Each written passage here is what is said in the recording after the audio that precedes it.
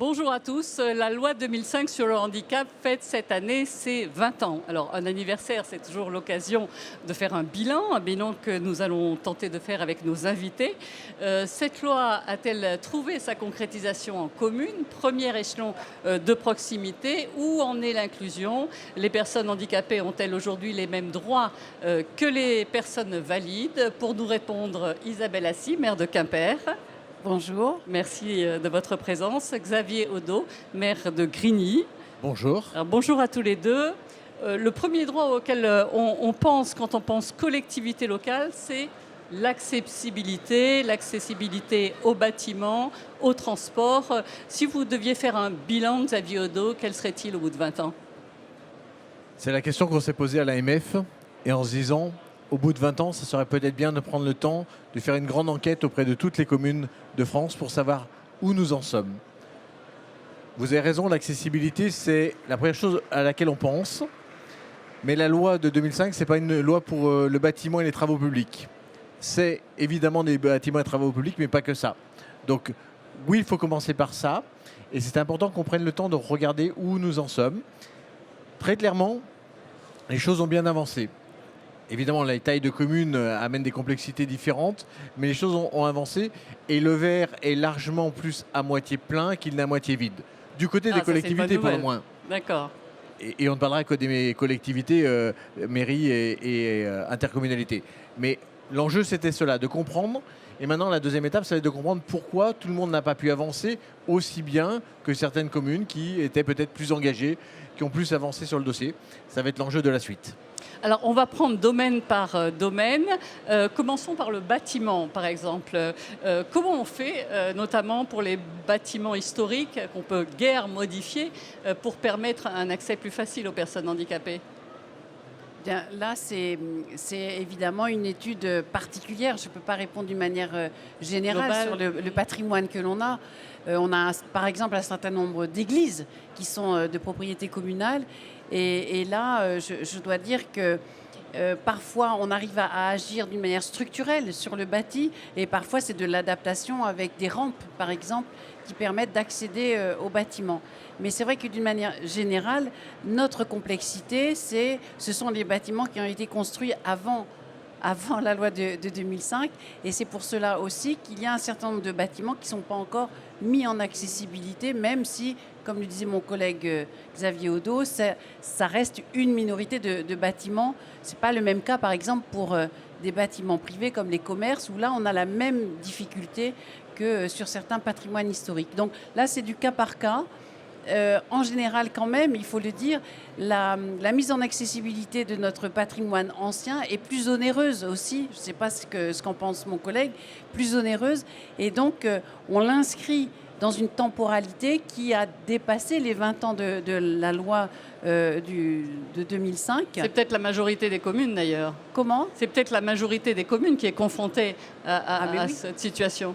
Ah mais alors, pas toutes quand même, parce qu'on a ce qu'on appelle l'ADAPT qui nous permet de suivre la progression de la mise en accessibilité. Et il y a des communes qui sont à 100% de bâtiments accessibles, de bâtiments publics, d'autres qui le sont moins. Mais globalement, on trouve toujours des solutions. Je crois que la question technique, elle demeure, mais on trouve quand même toujours des solutions à de rares exceptions près. Je peux donner un exemple d'ailleurs, parce que nous, moi, c'est vraiment quelque chose qui me gêne beaucoup, et pourtant je suis référente handicap comme mon collègue. Nous, on a une mairie à Quimper qui date du XVIIe siècle, et vraiment un beau bâtiment.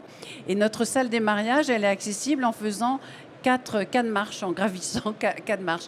Et donc, on a une rampe, mais je suis vraiment persuadée qu'elle n'est pas aux normes, aux normes. Elle est vraiment très, très inclinée. Et si on devait la mettre strictement aux normes, ça occuperait la moitié de notre hall d'accueil, qui est un endroit de relations publiques. Et Du coup, on fait comment alors? Eh bien, on a cette rampe qui permet quand même aux fauteuils d'accéder à la salle des mariages, mais ça n'est pas à 100% satisfaisant.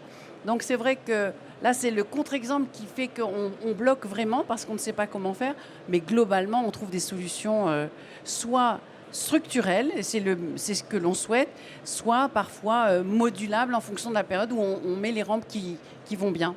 Alors Xavier Odo, il y a quand même un point noir, c'est celui de la voirie. Comment vous l'expliquez? C'est le partage. La voirie, c'est un lieu qui est partagé entre souvent l'intercommunalité, la commune. Si vous êtes en proximité d'une gare, il y a la gare qui rentre en compte, les AOM aussi. Donc la difficulté, elle est double. C'est multiplicité d'acteurs qui fait que globalement, pour s'entendre, c'est bien plus compliqué pour avoir un calendrier qui tient la route. Et puis on ne refait pas les routes toutes les années, hein, heureusement pour l'impact carbone de notre pays. Mais donc il y a des routes qu'on n'a pas refait depuis 20 ans, 30 ans, 40 ans. Et donc finalement, les trottoirs ne sont pas adaptés, peu adaptés. Et c'est tout l'enjeu qu'on essaye de construire aujourd'hui. Alors, faire un trottoir de 140, on peut le faire quand il y a de la place. Alors, aujourd'hui, l'évolution de la ville fait que parfois on ne fait plus de trottoirs et on fait des zones de rencontre où les vélos, les voitures qui sont à 20 km/h et les piétons sont sur le même espace. Et ça permet ainsi d'avoir une meilleure accessibilité pour tout le monde, un meilleur partage de l'espace pour tout le monde. C'est là, je pense, l'enjeu majeur, c'est comment on réduit les problèmes systémiques, comment les différentes institutions se parlent entre elles et comment parfois on va être capable de dire la voiture n'a pas la place prépondérante, mais on va trouver une autre solution. En tout cas, les personnes handicapées se plaignent notamment de l'accès aux arrêts de bus. Ça aussi, c'est une réalité. Comment on arrive à régler le problème? En remontant les trottoirs de quelques centimètres ou en lieu de l'arrêt de bus. Alors évidemment que c'est toujours plus facile dans les grandes métropoles parce que finalement il y a des moyens, parce qu'il y a le forfait mobilité qui aide à aménager.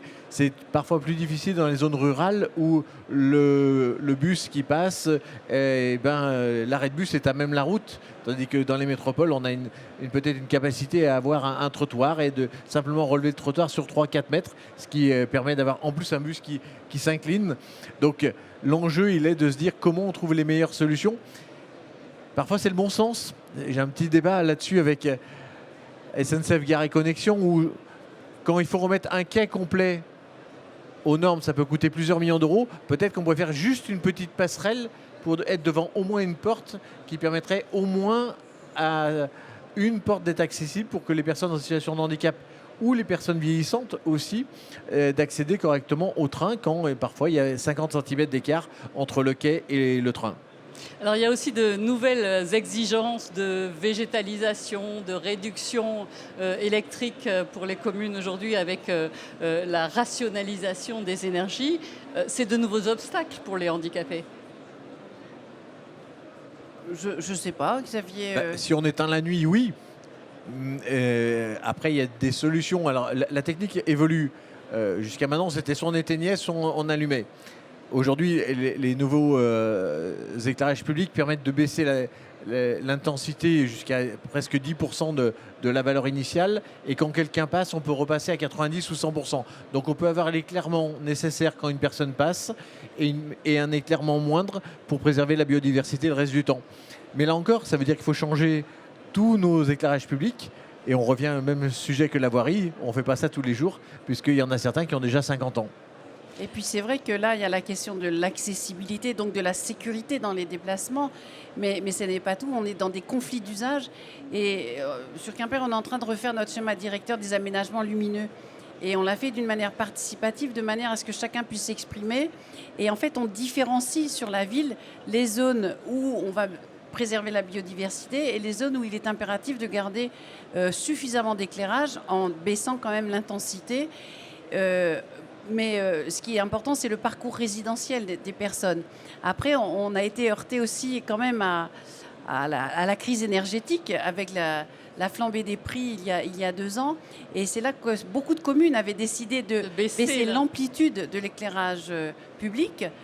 On arrive maintenant, puisque ça y est, on n'a pas retrouvé le niveau antérieur, mais on est quand même sur des capacités financières, des budgets liés à l'électricité qui sont moindres qu'il y a 2 ans. Donc on arrive à rétablir une amplitude plus grande, en tout cas c'est ce que l'on fait dans beaucoup de communes, mais il faut pouvoir aussi savoir à quel endroit on éteint et pour quelles raisons. Mais là, ça échappe, c'est au-delà de la question de l'accessibilité des personnes. Alors, la loi 2005 a insisté également sur l'inclusion sociale, c'est-à-dire la possibilité pour les personnes handicapées de participer à la vie de la cité. Quels moyens ont été mis en place pour accompagner les personnes handicapées depuis leur plus jeune âge? Alors il y a plusieurs moyens. D'ailleurs, l'enquête qui a été faite par l'AMF nous montre que on doit encore faire plus de travaux de pédagogie et d'information du côté des maires et des élus en charge du handicap, comme par exemple le bonus CAF, qui est un bonus financier accordé par la CAF lorsque l'on accueille des enfants en situation de handicap. Parfois, certains élus municipaux ne le savent pas et donc se privent de recettes complémentaires qui permettent d'être réinjectées dans l'adaptation de l'accueil des enfants, des tout petits. Ça, c'est sur la petite enfance, en situation de handicap. Depuis la crèche. À la crèche, notamment, chez les assistantes maternelles également, qui travaillent en réseau, soit municipal, soit communautaire. Et c'est très important parce que c'est ce qui permet parfois de renforcer les équipes pour pouvoir mieux accueillir les enfants. Donc, voilà, ça c'est un moyen qui a été mis en place très concrètement. Après, quand on passe à l'école, on a parlé des moyens humains, ce sont les aides par AESH, les assistants d'éducation pour la scolarisation des enfants handicapés. Mais ça n'est pas tout, c'est pas forcément l'alpha et l'oméga. Ce qui est important, et c'est ce qu'on se disait ce matin lors de notre atelier, c'est que notamment dans les communes inférieures à 2000 habitants, eh bien, on aide un petit peu plus les maires dans la recherche des AESH parce que dans des petites communes, il n'y a pas forcément beaucoup de candidatures. Et là, ce sont des points d'achoppement où, au contraire, il faut aider encore plus les maires dans l'accueil des enfants handicapés à l'école. Alors, on a fêté aussi l'année dernière spectaculairement, j'allais dire, les Jeux paralympiques. Est-ce que les maires ont tenu compte de cet engouement pour renforcer leurs équipements handisport? Alors je pense que ça a donné une lisibilité au sport handicap. Et donc peut-être que les moins convaincus d'entre nous se sont dit qu'il faut quand même que nos installations sportives soient accessibles. Et puis, je le dis toujours avec un peu de provocation, ceux qui pendant des années étaient peut-être contre qu'on mette des moyens sur le handicap ont vieilli.